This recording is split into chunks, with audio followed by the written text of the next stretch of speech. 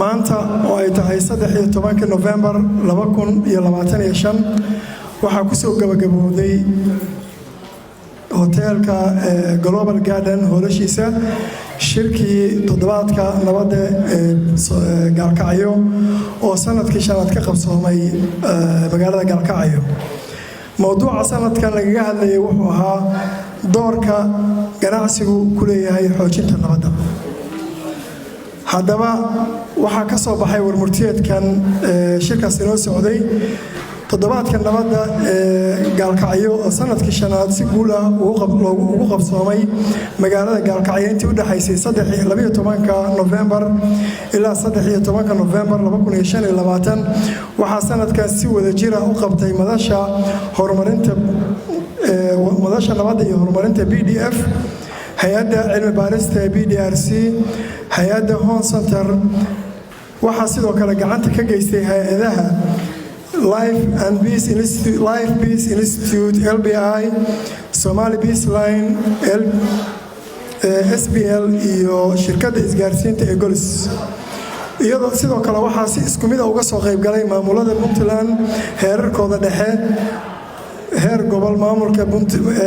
maamulada Puntland iyo Galmudug heerarkeeda dhexe, maamulada gobolada iyo degmooyinka degmada Gaalkacyo maamulada Galmudug iyo Puntland. sidoo kale waxaa ka soo qayb galay ganacsatada, odayaasha dhaqanka, haweenka, dhalinyarada, culimada, ururada bulshada rayidka ah, warbaahinta iyo qaybaha kala duwan aynan halkan ku xusin bulshada degmada Gaalkacyo. mawduuca sanadkan sidaan hore u sheegnay baa ahaa doorka ganacsiga uu ku leeyahay xoojinta nabadda. waxaa xoog la saaray xiriirka ka dhaxeeya nabadda iyo kobaca dhaqaalaha iyo sida ganacsigu u yahay lafdhabarta isku xirta bulshooyinka, ka hortagga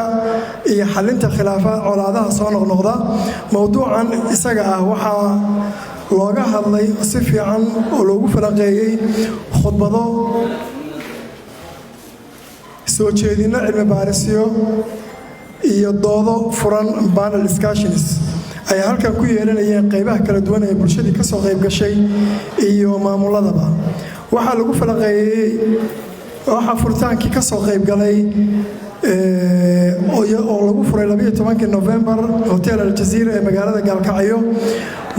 wasiirada ka socda maamulada Puntland iyo Galmudug, maamulka gobolka Mudug Galmudug iyo Puntland, maamulka degmada Gaalkacyo ee Puntland iyo Galmudug, laamaha amniga ee Galmudug iyo Puntland, odayaasha dhaqanka, culimada, haweenka, dhalinyarada iyo wakiilo ka socday hay'adaha aan dawliga ahayn ee labada maamul. iyo sidoo kale in ka badan 400 oo qof oo ka kala socda qaybaha kala duwan ee bulshada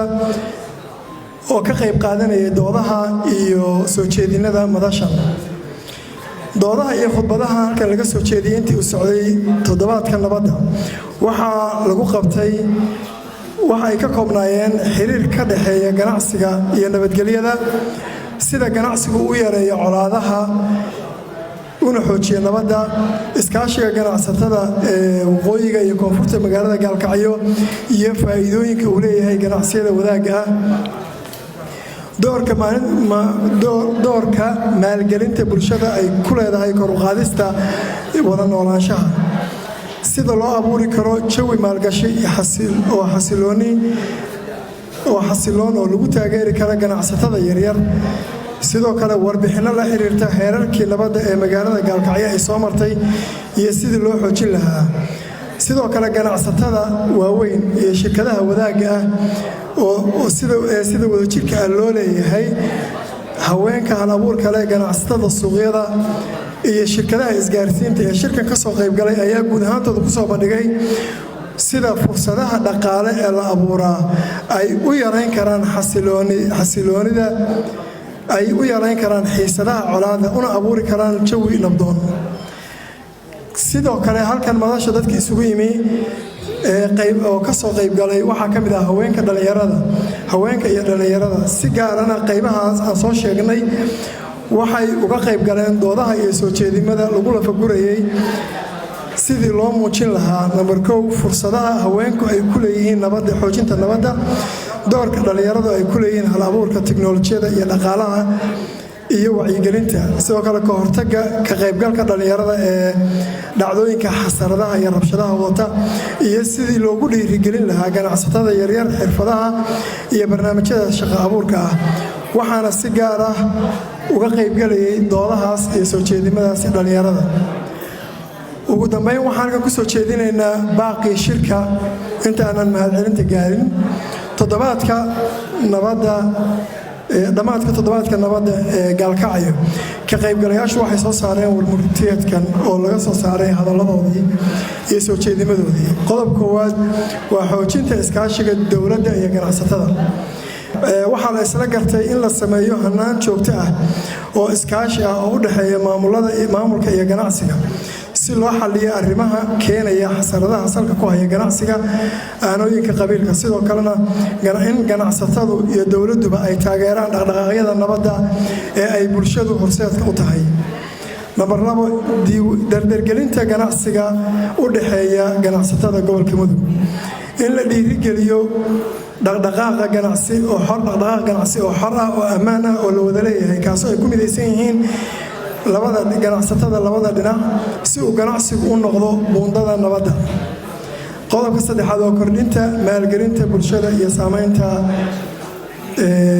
samaynta madal ganacsato shirkadaha gobolka waxaa lagu dhiirigeliyey